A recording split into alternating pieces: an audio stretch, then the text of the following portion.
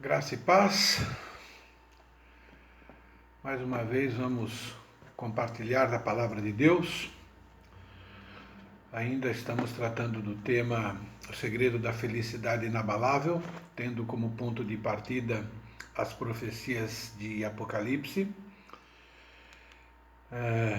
Vimos que para desfrutar da felicidade inabalável é preciso depositar a sua confiança em verdades bíblicas. Então, a felicidade inabalável está relacionada à nossa crença, à nossa fé. E o que acontece é que é comum as pessoas crerem em mentiras. Quando Jesus esteve aqui na terra, como ser humano, ele afirmou: conhecereis a verdade e a verdade vos libertará. A verdade é a coisa mais importante da vida. Isso é claro em vários textos da Bíblia. É interessante porque a verdade é um dos temas mais, entre aspas, cantados no livro de Salmos. Salmo 25:5 diz: guia-me na tua verdade e ensina-me, pois tu és o Deus da minha salvação, em quem eu espero todo dia. Esse mesmo salmo diz: todas as veredas do Senhor são misericórdia e verdade para os que guardam a sua aliança e os seus testemunhos. O Salmo 26 diz: pois a tua benignidade tenho perante os olhos e tenho andado na tua verdade. Salmo 31 diz: nas tuas mãos entrego o meu espírito, tu me remiste, Senhor, Deus da verdade. Salmo 37:3: confia no Senhor e faz o bem, habita na terra e alimenta-te da verdade.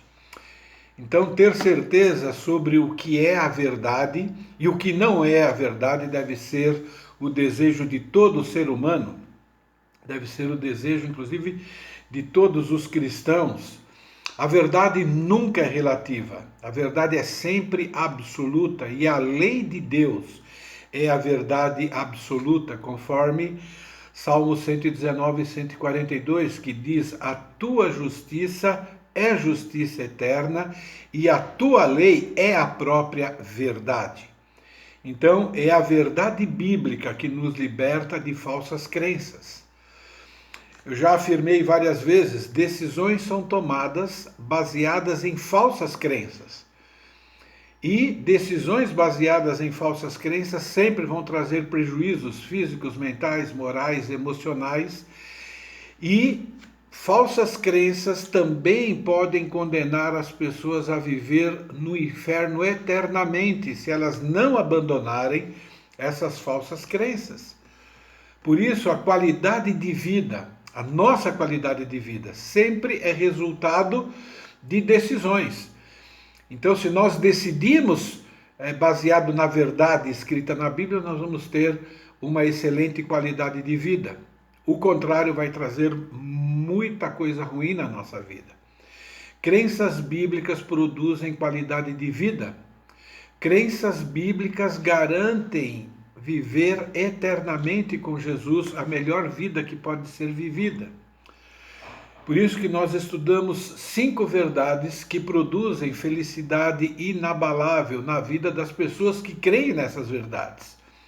Todas as 5 verdades se fundem em uma, que é: para desfrutar da felicidade inabalável, é preciso ter fé no Deus que se apresenta na Bíblia, o amando plenamente com todas as suas faculdades e vigor. E é sobre essa verdade central que essas últimas mensagens estão sendo desenvolvidas. No Salmo capítulo 9, versículo 10, somos ensinados sobre 3 atitudes que todas as pessoas que amam o Deus da Bíblia devem ter e desenvolver. Está escrito: em ti, pois, confiam os que conhecem o teu nome, porque tu, Senhor, não desamparas os que te buscam. Esse texto afirma que Deus tem um tratamento especial com pessoas que confiam, conhecem e buscam a Ele. Então, a primeira atitude: quem ama o Deus da Bíblia confia nas excelentes intenções dele. A Bíblia diz: em ti, pois, confiam os que conhecem o teu nome. A segunda atitude, quem ama o Deus da Bíblia, mantém e desenvolve o seu relacionamento com Ele. Esse mesmo salmo diz, em ti, pois, confiam os que conhecem o teu nome. E a terceira atitude, quem ama o Deus da Bíblia, vive na dependência dele. Esse salmo diz, em ti, pois, confiam os que conhecem o teu nome, porque tu, Senhor, não desamparas os que te buscam. Muita gente afirma que tem fé em Deus, porém, para saber se amam a Deus de verdade, precisam checar se essas três atitudes são demonstradas no dia a dia.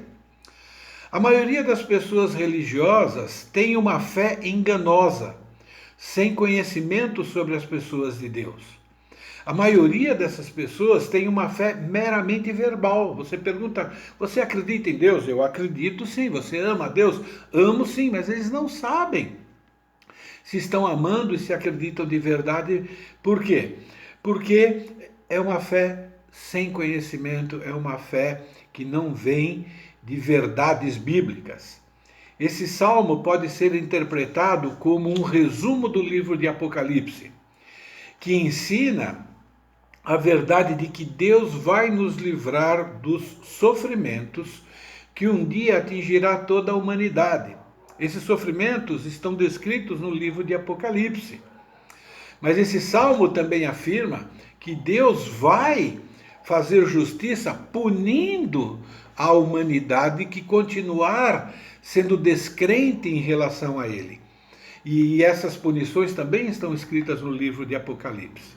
Por isso, se você deseja saber se realmente é uma pessoa que ama a Deus de verdade, é importante fazer uma autoavaliação, verificar se você tem demonstrado essas três atitudes no seu dia a dia.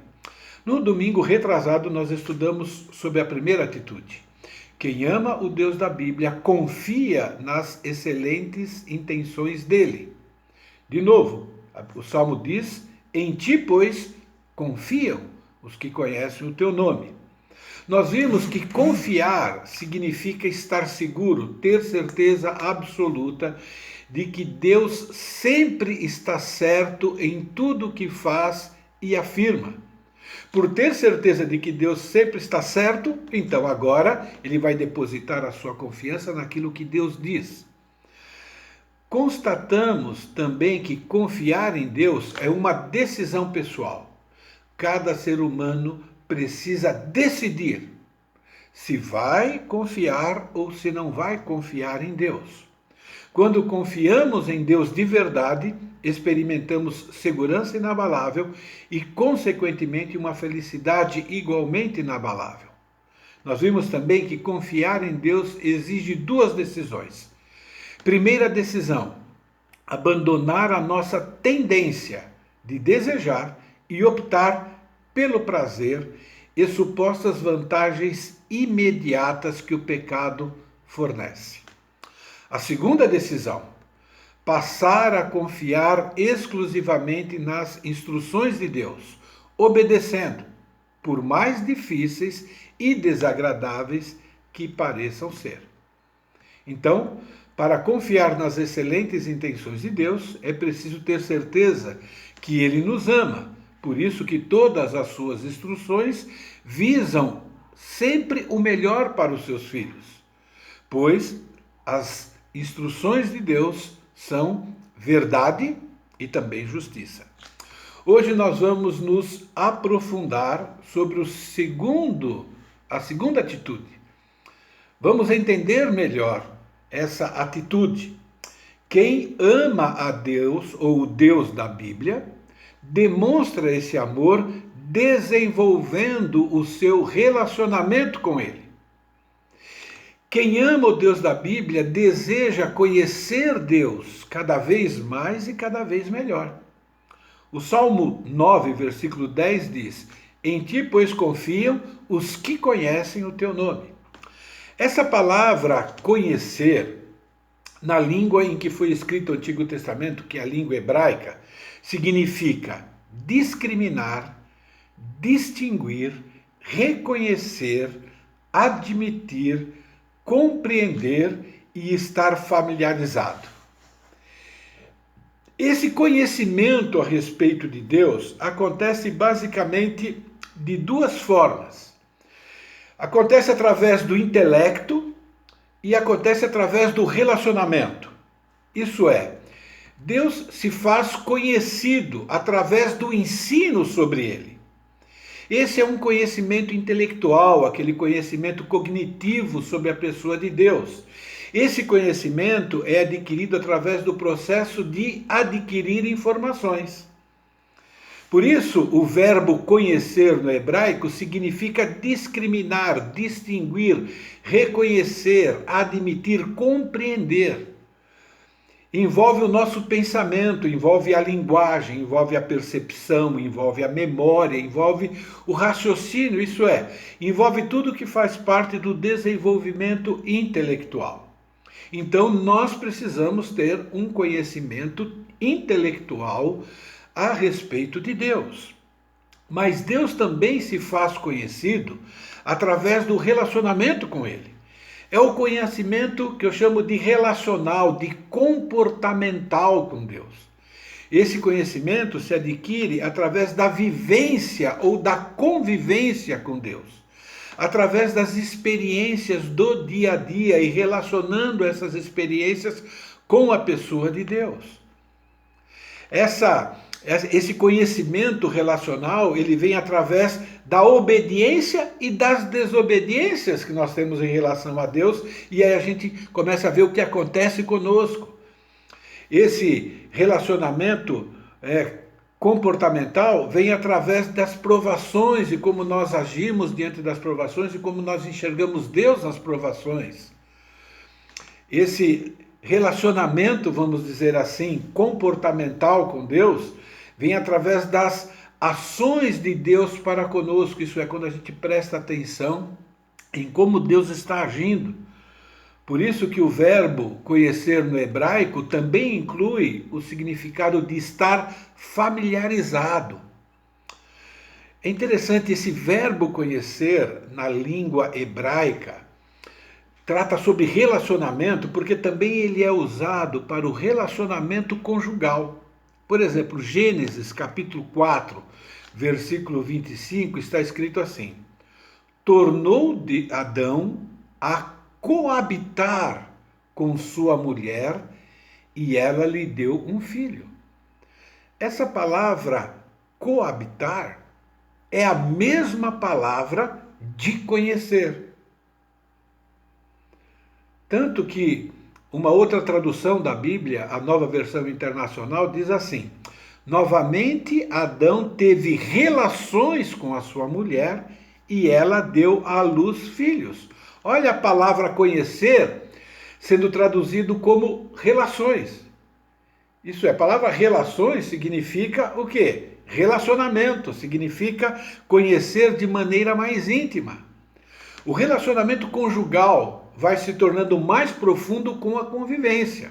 Quanto mais eu convivo com a minha esposa, mais a conheço e vice-versa. É por isso que Deus ilustra o seu relacionamento com o seu povo usando ligações ou relacionamentos familiares. Por exemplo, Deus se apresenta como pai e diz que nós devemos ser como filhos. Mas Deus também se apresenta como noiva, como noivo, no relacionamento com a sua noiva. Deus se apresenta como esposo no relacionamento com a sua esposa, tudo se referindo ao relacionamento de Deus para conosco. Por exemplo, Apocalipse, capítulo 21, versículo 2 e versículo 9, mostra ou ilustra o relacionamento de Deus e de Jesus, com o seu povo, com a igreja, como noiva ou como marido. Diz assim, vi a cidade santa, a nova Jerusalém, que descia do céu da parte de Deus, preparada como uma noiva adornada para o seu marido. No versículo 9 diz, um dos 7 anjos, que tinha as 7 taças cheias das últimas 7 pragas, aproximou-se e me disse, venha e lhe mostrarei a noiva, a esposa do Cordeiro. Então, esse relacionamento que Deus deseja ter conosco, que vai além do conhecimento intelectual, mas que precisa do conhecimento intelectual, é revelado na Bíblia através dessas ilustrações. Então, tanto o conhecimento intelectual quanto o relacional com Deus são adquiridos através de um processo contínuo. Essas duas formas de conhecer a Deus acontecem juntas, como os dois trilhos sobre qual o trem se movimenta. Então, é muito importante que nós tenhamos uma compreensão clara a respeito de como nós devemos conhecer a Deus. Por isso, quem ama o Deus da Bíblia demonstra esse amor desenvolvendo o seu relacionamento com Ele, conhecendo-o cada vez mais e melhor. E o Salmo, capítulo 9, versículo 10, esclarece muito a respeito desse conhecimento de Deus. Vou repetir novamente, lá está escrito: em ti, pois, confiam os que conhecem o teu nome. Muito importante essa frase, o teu nome. Não qualquer nome, não qualquer Deus. Se refere tanto a um conhecimento intelectual quanto o relacional. Um conhecimento intelectual, porque se refere a um Deus específico. Esse Deus tem um nome. Não se refere a um Deus genérico, não se refere a qualquer Deus, mas se refere ao Deus que se apresenta na Bíblia. O Deus da Bíblia, nesse salmo, ele tem um nome que o diferencia, que o distingue, que o discrimina, vamos assim dizer, dos falsos deuses. O Deus da Bíblia, nesse salmo, é conhecido ou se apresenta como o Senhor. O Senhor, nesse salmo, é o nome próprio de Deus. Senhor se refere ao Deus do povo de Israel, que é o Deus verdadeiro. Vamos ver mais adiante que Israel vivia num mundo, numa sociedade, num contexto cuja cosmovisão religiosa era politeísta. Cada nação que vivia, que convivia com Israel, tinha um Deus falso e haviam nações que haviam vários deuses, com nomes diferentes. Se você fizer uma contagem na Bíblia, você vai encontrar lá quase 30 nomes de deuses falsos, deuses diferentes. Você vai encontrar um Deus chamado Dagon, um Deus chamado Nisroque, um Deus chamado Nebo, um Deus chamado Moloque, uma deusa chamada Diana, um outro Deus chamado Baal, etc. Por causa desses vários falsos deuses. Deus verdadeiro se apresenta como Senhor. E esse nome Senhor, ele era considerado tão sagrado pelos judeus que ele não era pronunciado. É interessante, esse Salmo 9 é composto por 20 versículos. E nesses 20 versículos, o nome Senhor é mencionado 9 vezes. Enfatizando que não é qualquer Deus, não enfatizando que apesar das pessoas acreditarem ou criarem vários deuses, só um é verdadeiro. Esse salmo foi escrito para tornar Deus conhecido intelectualmente, para que depois as pessoas possam se relacionar com Ele. Esse salmo revela quem Deus é, para que nós tenhamos um conhecimento teórico a respeito dele, mas esse salmo também revela o que Deus faz, e o que Deus faz em nosso favor, e o que Deus faz também contra aqueles que não se relacionam com Ele. Porque o nosso Deus é um Deus de relacionamento. O versículo 1 apresenta Deus e as maravilhas que Ele faz. Diz assim: louvar-te-ei, Senhor, olha o título, de todo o meu coração, contarei com as tuas maravilhas, ou contarei todas as tuas maravilhas. Então, conhecimento e também relacionamento, vendo as maravilhas que Deus tem feito. Versículo 5 mostra Deus, ou mostra como Deus age em relação às pessoas que não o conhecem e, consequentemente, não se relacionam com ele. Por exemplo, o versículo 5 está escrito assim: repreende as nações, destróis o ímpio, e para todo o sempre lhes apaga o nome. Então é um Deus que trata as pessoas conforme as pessoas se relacionam com ele.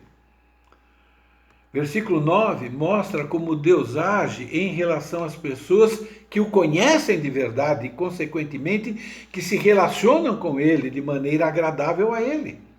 O versículo 9 diz: o Senhor também é alto refúgio para o oprimido, refúgio nas horas de tribulação. Então, a frase "o teu nome" se refere ao conhecimento intelectual e também ao relacional com Deus, porque celebra as ações de Deus. Então, a afirmação "em ti, pois, confiam os que conhecem o teu nome" significa ou aponta para um conhecimento que é adquirido através do ensino sobre a pessoa de Deus, mas também se refere à convivência com Deus, observando as ações de Deus na vida da própria pessoa e também na vida de outras pessoas. Então é muito importante que nós entendamos que conhecer a Deus implica em ter informações verdadeiras a respeito dele, mas também implica em relacionamento com ele. Essas duas formas de se conhecer a Deus está implícito no primeiro mandamento de Deus para o seu povo. Esse mandamento está em Êxodo, capítulo 20, versículo 2. Está escrito assim: eu sou o Senhor, teu Deus, que te tirei da terra do Egito e da casa da servidão. E depois ele continua: não farás para ti imagens e assim por diante. Nessa afirmação, eu sou o Senhor teu Deus que te tirei da terra do Egito, nós podemos entender e observar os dois tipos de conhecimento sobre Deus, tanto o conhecimento intelectual quanto o relacional. Lembrando, o verbo conhecer no hebraico significa discriminar, distinguir, reconhecer, admitir, compreender. Então significa o seguinte: a afirmação eu sou o Senhor teu Deus ensina que conhecer a Deus implica em fazer distinção entre o verdadeiro Deus e os falsos deuses. Para entender melhor esse mandamento, nós precisamos ter uma ideia sobre o contexto em que esse mandamento foi dado. O povo de Israel estava vivendo durante 400 anos lá no Egito. Eles se tornaram escravos dos egípcios. E por serem escravos, eles estavam limitados a essa cultura. E estavam, vamos dizer assim, limitados e em intimidade com os deuses daquela cultura. E os egípcios, nós vamos ver depois, que eles adoravam a vários deuses. Por serem escravos, então significa que eles não viajavam de férias para outros países. Eles não tinham telejornais, eles não tinham internet para saber o que estava acontecendo no mundo. Eles não tinham informações ou muitas informações sobre verdadeiro e falso. Eles não tinham muitas informações sobre os costumes dos outros povos. Eles estavam limitados ao conhecimento que eles tinham e à convivência com os deuses dos egípcios. E eles conviviam com esses adoradores. Os egípcios antigos acreditavam em várias divindades. Para eles, esses deuses, que nós sabemos que são falsos, mas para eles, esses deuses influenciavam os elementos e controlavam à natureza. Isso significa que a subsistência deles dependiam desses deuses. Esses deuses eram representados por esculturas e imagens. A maioria das imagens eram meia humanas e meio animal. Por exemplo, eu vou dar alguns exemplos, né? Eles tinham vários deuses.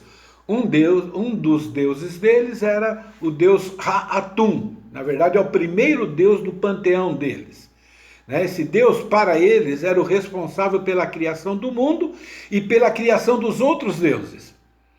Ele é reconhecido como o rei do sol e ele é descrito de várias maneiras. O mais comum é que ele tinha o corpo humano, mas a cabeça dele era uma ave de rapina.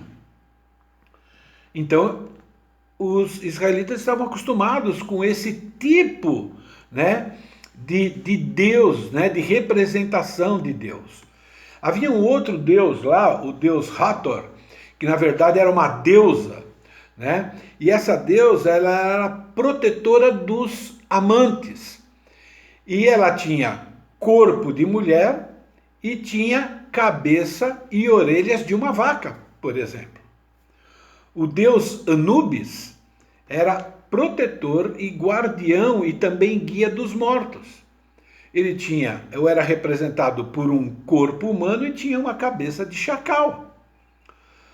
Uma outra deusa, Bastet, é a deusa da fertilidade, a deusa da sexualidade.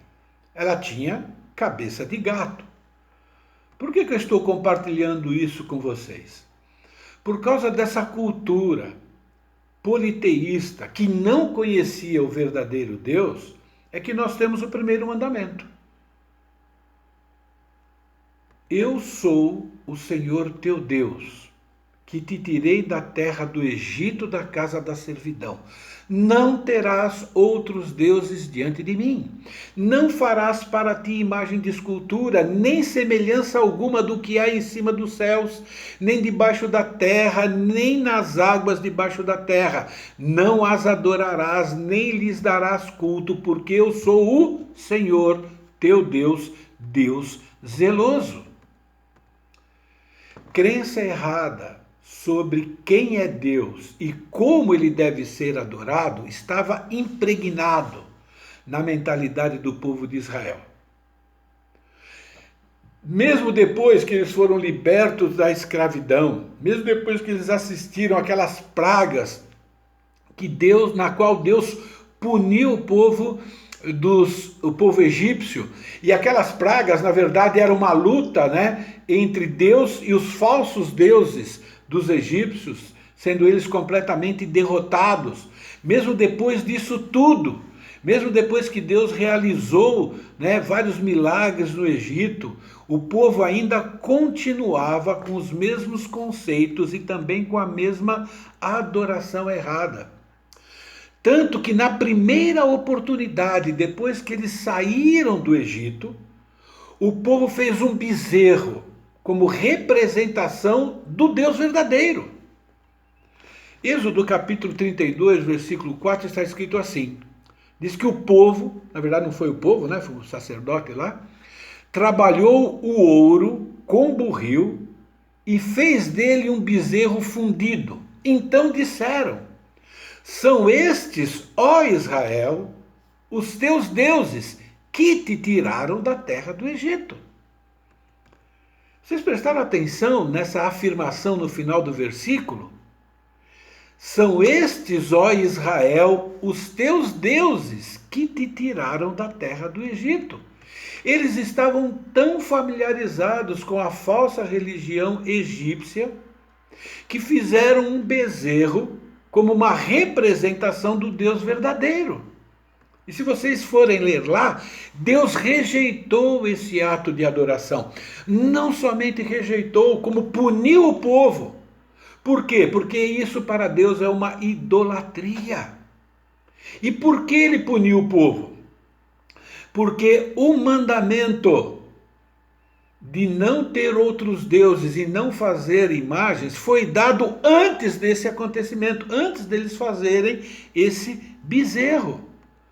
Deus já havia anunciado para eles, já havia transmitido para eles os 10 mandamentos lá em Êxodo 20, e agora no versículo 32, não é? Nós temos uma afirmação de algo que estava acontecendo lá.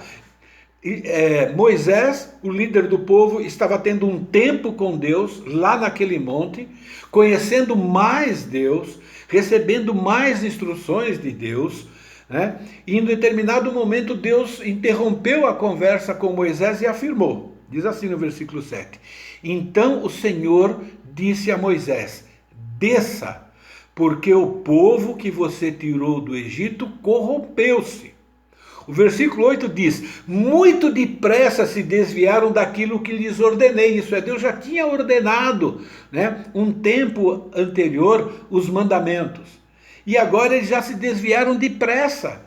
Fizeram um ídolo na forma de bezerro, curvaram-se diante dele, ofereceram-lhe sacrifícios e disseram: eis aí, ó Israel, os seus deuses que tiraram vocês do Egito. O povo agora de Deus, liberto da escravidão, queria continuar cultuando Deus como se fosse mais um Deus entre vários. Eles também queriam continuar cultuando a Deus através de um ritual, não através de um relacionamento baseado na confiança, né, de que os mandamentos de Deus são corretos, são justos, bons e o melhor a ser obedecido. Por isso eles ignoraram o primeiro mandamento. Ignoraram o fato de Deus ter o direito de exigir como nós devemos viver, como nós devemos pensar, como nós devemos agir, inclusive de dizer como é que nós devemos adorá-lo. Preste atenção. Se você ainda tem o pensamento de que todo tipo de adoração é aceito por Deus, tu está enganado. Se você ainda pensa que Deus é o mesmo para todas as pessoas, você também está enganado. A primeira lição sobre conhecer a Deus é preciso saber que Ele existe, mas não somente que Ele existe. Precisa saber que Ele quer se relacionar com você e Ele vai dizer exatamente o que Ele é e como você deve adorá-lo. Ninguém pode amar o verdadeiro Deus sem ter informações verdadeiras a respeito dele. As informações sobre quem é Deus de verdade está na Bíblia.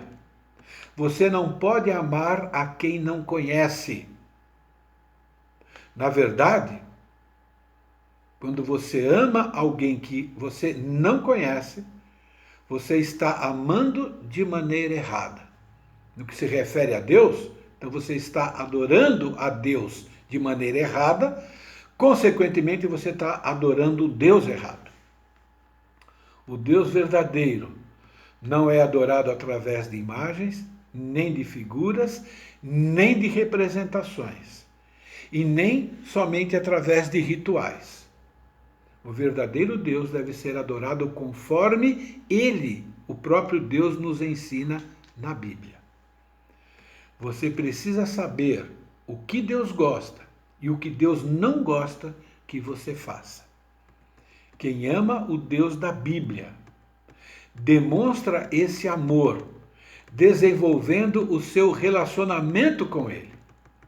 Isso é, conhecendo cada vez mais e melhor.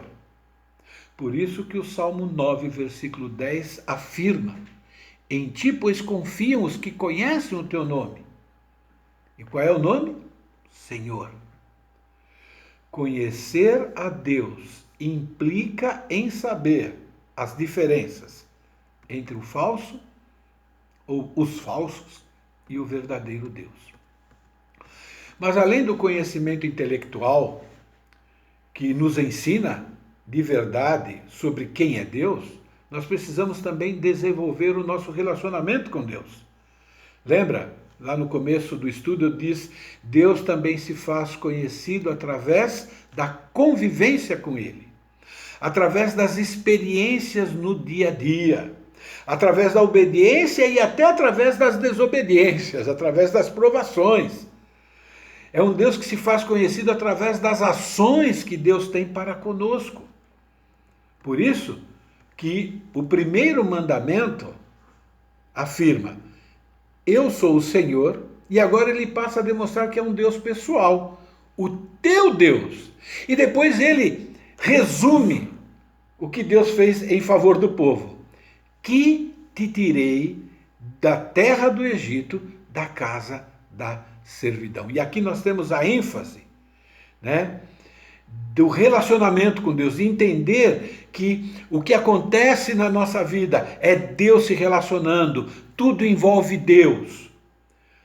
Conhecer a Deus de verdade significa que reconhecemos que Ele está sempre agindo em nosso favor. É o que significa teu Deus que te tirei da terra do Egito, da casa da servidão. Isso sai do âmbito intelectual, vamos dizer assim, e se aprofunda para se tornar um relacionamento. Observe que Deus, além de se apresentar pelo nome, isso é, eu sou o Senhor, isso é, além de exigir que se faça distinção entre ele e os falsos deuses, ele também lembra ao povo de tê-los liberto da escravidão, escravidão essa imposta pela nação mais poderosa daquela época. Para libertar alguém de uma nação poderosa, só pode ser alguém muito mais poderoso que aquela nação. E é isso que Deus está se apresentando e mostrando para o povo como é que ele demonstrou o seu poder em favor do povo. O verdadeiro Deus, ele é adorado através do reconhecimento das ações dele em seu favor. Não temos como detalhar tudo o que Deus fez em favor de Israel como exemplo daquilo que ele tem feito em nosso favor. Mas, por exemplo, quando Deus se apresenta como aquele que libertou o povo da escravidão egípcia, Deus está dizendo, olha, eu sou o Deus que esteve presente com vocês o tempo todo. Êxodo capítulo 13, versículo 21 e 22, eu vou ler para vocês. Diz assim, o Senhor ia diante deles, isso é, diante do povo de Israel, durante o dia, numa coluna de nuvem, para o guiar pelo caminho. Durante a noite, numa coluna de fogo, para os alumiar, a fim de que caminhassem de dia e de noite. Versículo 22. Nunca se apartou do povo a coluna de nuvem durante o dia, nem a coluna de fogo durante a noite. Quem conhece um pouco, né, da geografia e do clima no deserto, nós sabemos que a maioria dos desertos, e esse não era diferente, é um dos lugares mais quentes durante o dia e mais frios durante a noite. A coluna de nuvem alivia aquele calor escaldante do dia. A coluna de fogo aquece no frio da noite. E o versículo 22 diz, nunca se apartou do povo nenhuma das duas colunas. Deus estava o tempo todo cuidando, protegendo, suprindo, inclusive suprindo com água, com maná e, acima de tudo, com a sua presença poderosa. Deus cuidou desse povo até quando estavam sendo disciplinados pela falta de fé. Josué, capítulo 5, versículo 6, fala sobre os 40 anos que o povo de Israel ficou, vamos dizer assim, perambulando pelo deserto. Diz assim, porque 40 anos andaram os filhos de Israel pelo deserto, até se acabar toda a gente dos homens de guerra que saíram do Egito, que não obedeceram à voz do Senhor. Não vou entrar no mérito, porque precisa de muito tempo, mas houve um evento lá em que as pessoas não confiavam em Deus, não confiaram em Deus. Por causa disso foram punidos. Mas vocês vão ver que essa punição também envolvia bênçãos. Os quais o Senhor tinha jurado que não lhes havia de deixar ver a terra que o Senhor, sob o juramento, prometeu dar a seus pais, terra que mana leite e mel. Então, por causa da desobediência, da falta de fé, o povo foi punido, tendo que andar por 40 anos no deserto. Mas mesmo quando pecaram contra Deus, ainda assim, receberam de Deus todo o cuidado e toda a proteção. Por exemplo, a coluna de fogo e de nuvem continuou com eles. Além disso, ouça o que a Bíblia afirma em Deuteronômio, capítulo 8, versículo 4. Nunca envelheceu a tua veste sobre ti, nem se inchou o teu pé nesses 40 anos. Interessante, né? A gente anda aí um pouquinho mais, né? Começa a passar mal, começa, né? Tênis gasta, pé incha, dói aqui, dói acolá. Mas durante 40 anos, mesmo o povo estando sob a disciplina de Deus, Deus ainda revela todo o seu cuidado, todo o seu amor. Isso é a experiência que o povo estava tendo com Deus. Deuteronômio capítulo 29, 5 repete: 40 anos vos conduzi pelo deserto. Essa ideia de vos conduzir significa o seguinte: eu liderei vocês, eu cuidei de vocês, eu protegi vocês. E aí repete: não envelheceram sobre vós as vossas vestes, nem se gastou o vosso pé a sandália. Além disso, ainda a comida, a água, dado de forma milagrosa, maná caindo todo dia. Além disso, nós temos o motivo principal desses 40 anos, resumido lá em Deuteronômio capítulo 8, versículo 2. Diz assim: recordar-te-ás de todo o caminho pelo qual o Senhor teu Deus te guiou no deserto nesses 40 anos, para te humilhar, para te provar, para saber o que estava em teu coração, se guardarias ou não os seus mandamentos. Esse período era necessário para o povo se desintoxicar da falsa religiosidade que eles tinham aprendido lá no Egito. Eles não podiam chegar na terra que Deus prometeu da mesma forma que eles saíram. Eles tinham que ter um tempo de intimidade com Deus, ver Deus atuando favoravelmente na vida deles e também disciplinando quando eles pecavam, porque o nosso Deus é um Deus de relacionamento. Foi um tempo de purificação do povo, foi um tempo de desenvolvimento, foi um tempo de tornar o povo de Deus um pouco mais parecido com Deus, para desenvolver um relacionamento com Deus, para aperfeiçoar o caráter do povo de Deus, foi que Deus permitiu e fez esses 40 anos. Conclusão: você só desfrutará da felicidade inabalável se depositar a sua fé no Deus que se apresenta na Bíblia, o amando plenamente com todas as suas faculdades e vigor. Quem ama o Deus da Bíblia confia nas excelentes intenções dele, mas também quem ama o Deus da Bíblia demonstra esse amor desenvolvendo o seu relacionamento com ele, conhecendo cada vez mais e melhor. Conhecer a Deus implica em fazer distinção entre verdadeiro Deus e os falsos deuses. Conhecer a Deus nos leva a reconhecer diariamente suas ações em nosso favor. E, consequentemente, nós demonstramos a nossa adoração a Ele, a nossa gratidão a Ele, através da nossa vida.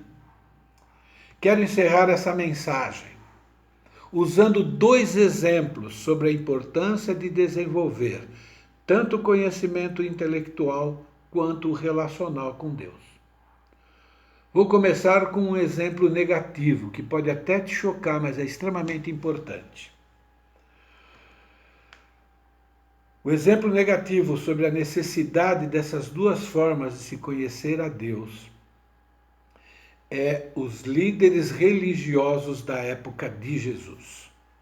Nós estamos falando aqui de pessoas religiosas que ensinavam o povo a respeito do Deus verdadeiro. Eles tinham conhecimento intelectual do Deus verdadeiro, mas eles não tinham um relacionamento com Deus verdadeiro. Em João 8, nós temos esse relato. Se você quiser depois em casa, você lê esse capítulo todo. Jesus estava no templo, falando diretamente com esses líderes, né? São os escribas e os fariseus, os mestres da Bíblia. Como eu disse, eles tinham o conhecimento teórico, mas eles não se relacionavam com Deus. Eles tinham só religiosidade, eles só cumpriam rituais.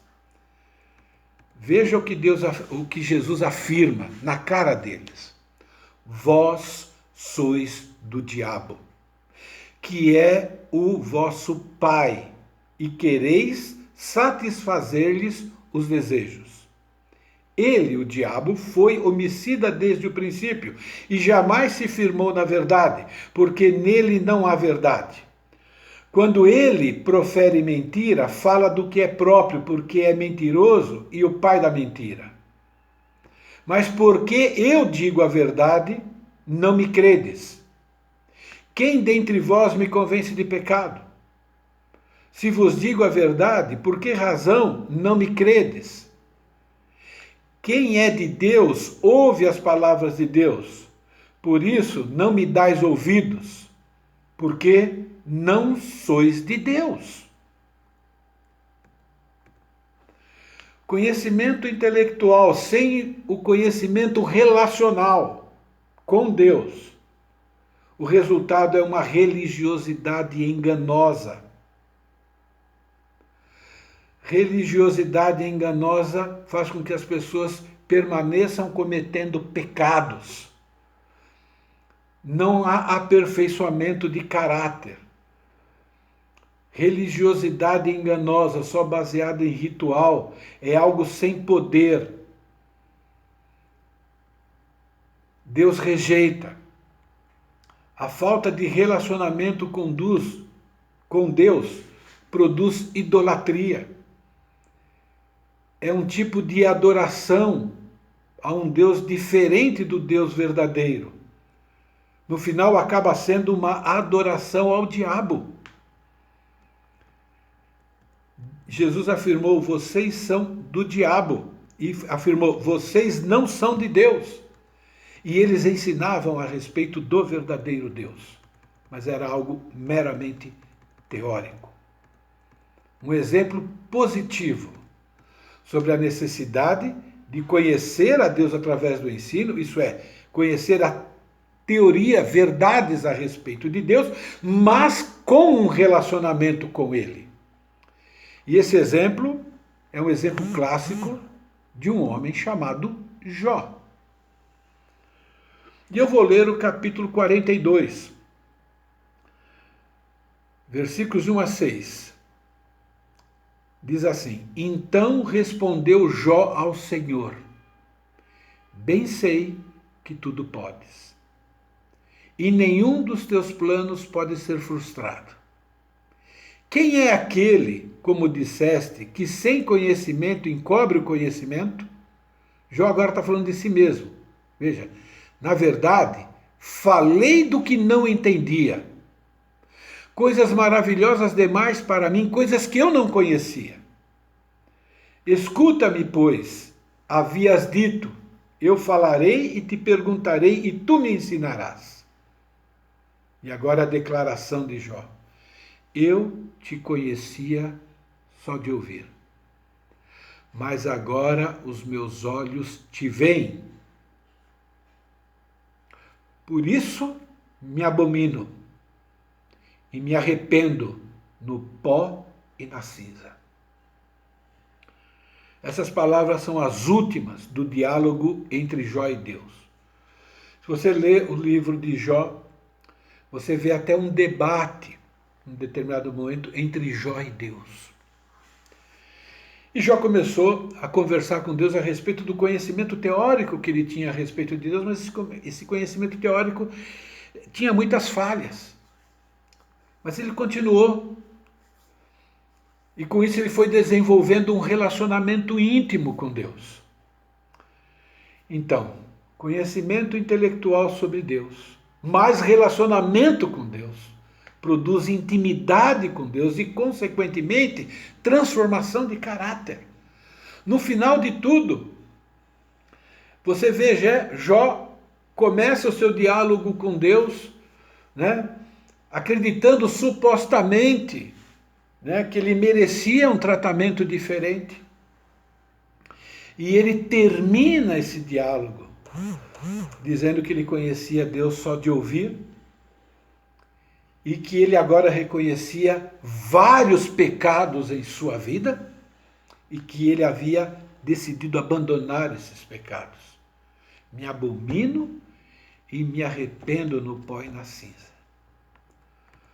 Nós nos tornamos adoradores na essência, isso é, nós nos tornamos adoradores de verdade, tanto quando prestamos adoração ao nosso Deus, mas também quando nos tornamos adoração ao nosso Deus, sendo pessoas, né, que agradam a Ele, que abandonam todas as coisas que desagradam o nosso Deus.